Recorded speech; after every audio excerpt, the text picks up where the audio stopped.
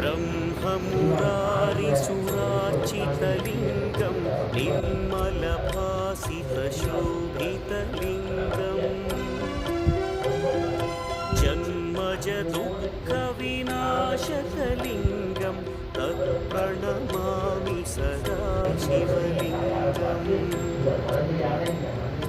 देवमुनिप्रवरार्चितलिङ्गं कामदहनकरुणाकरलिङ्गम्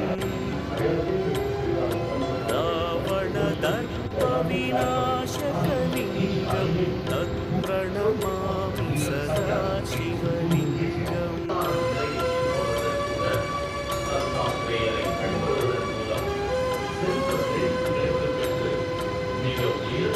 सर्वसुगन्धसुलेपितलिङ्गं பகவானுடன் சேர்ந்து நம்மை அனுதினமும் காப்பதோடு சகல செல்வங்களையும் அளித்து வருகிறார்.